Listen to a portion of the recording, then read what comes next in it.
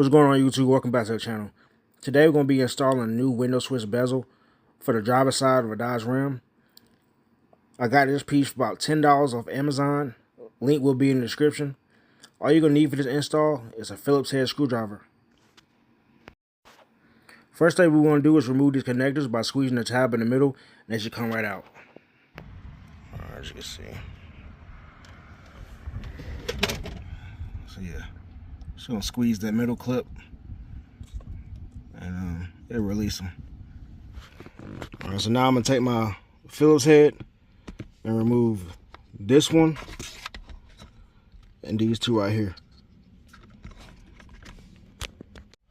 Got all three out right here.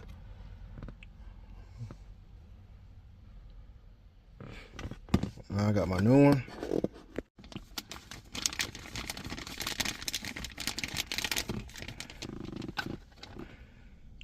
Brand new. Color is off.